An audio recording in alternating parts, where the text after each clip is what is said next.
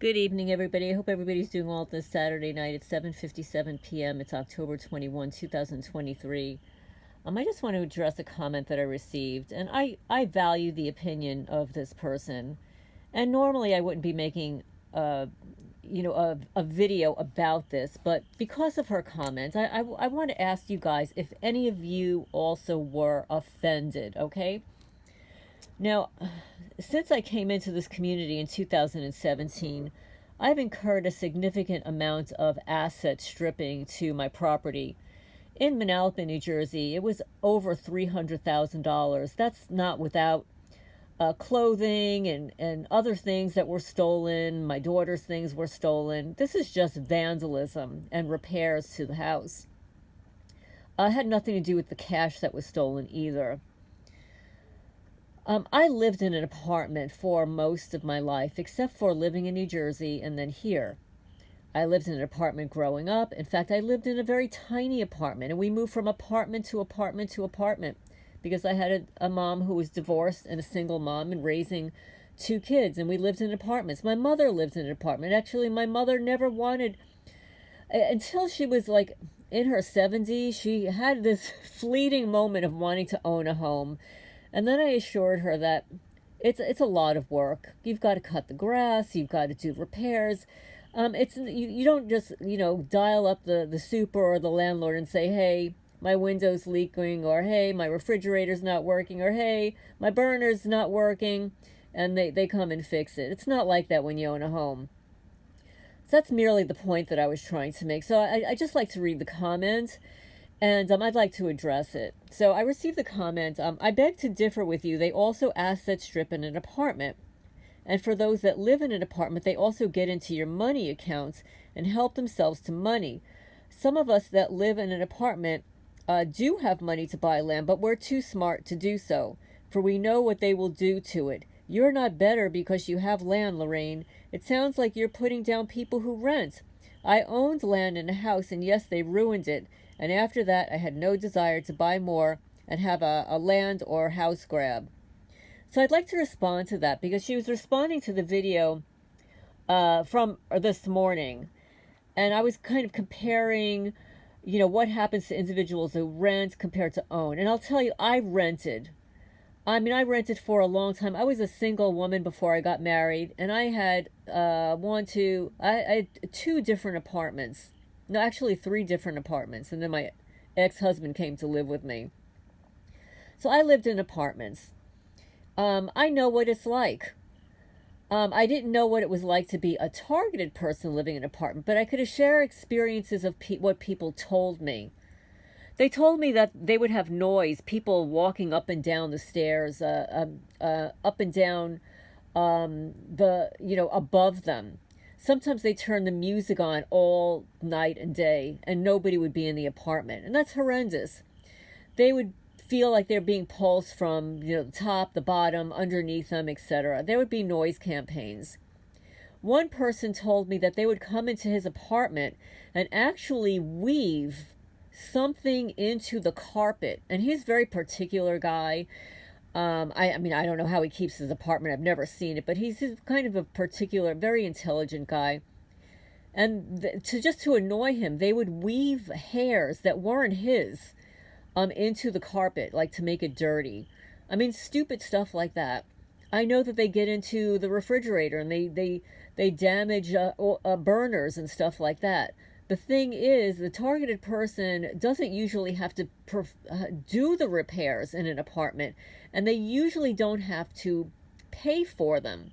Although what a super or landlord will do is blame the targeted person and then maybe take it out of the security deposit and then maybe prevent them from getting another apartment.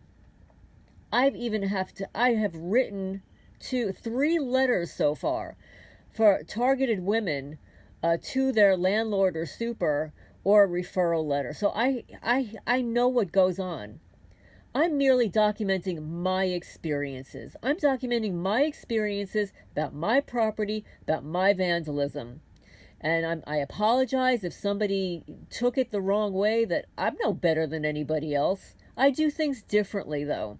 Everybody does things differently. Everybody wants to live differently. I would never live in an apartment again. I don't like living in an apartment. I did it for half of my life. Everybody's different. There are a lot of targeted people that still own homes. It's a pain in the ass. Yeah, it is a pain in the ass.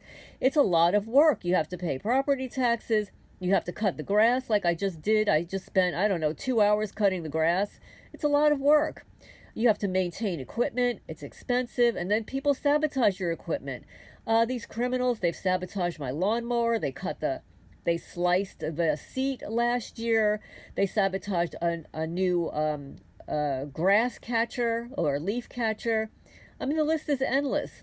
These are not things that happen in an apartment, and you're not required to pay for them. And if you are, well, I would like your experiences. I would like to know.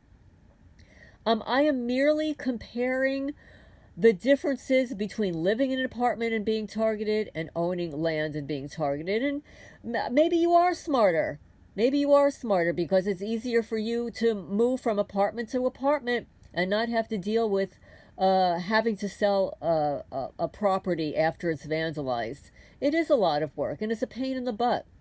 But I apologize if you got your knickers in a knot over it. I'm not any better than anybody else. I'm merely documenting my experiences. I know that people get targeted in apartments too. I know one woman who, to counter the noise campaign, she did her own noise campaign, and she stuck like a speaker on the ceiling of the apartment just to get back at them. So somebody was slamming doors all the time, and so I don't get that. I don't have somebody living right next door to me slamming doors, but I've got criminals driving back and forth all the time, and it's like you're comparing apples to oranges here. We're all being targeted. We're all being targeted differently. I'm merely documenting my experience, and I apologize if you feel offended that I didn't feel that you're targeted enough. I don't know exactly what you specifically go through in your apartment. I do know that they asset strip people in apartments. I had no idea that they got into your bank account in your apartment. That's a horrendous thing, and I would absolutely report that. That's horrendous. I mean, I'm sure they've done it to me too. They've stolen cash from me. So let's not be condescending upon each other here. I mean, this is my channel. I'm documenting my experiences, and there are a lot of channels out there that people don't agree with. And you're entitled to your opinion, and I appreciate your opinion, and I'm just responding to it. So I would like other people's comments. What happens to you? How are you targeted in your apartment? Okay, let's share those experiences, because I know how people are asset stripped in homes. I speak to a lot of other people that still have homes. I know Tina Plackinger over, I think it's in Georgia, she experiences the same horrible garbage there. It's like a playbook.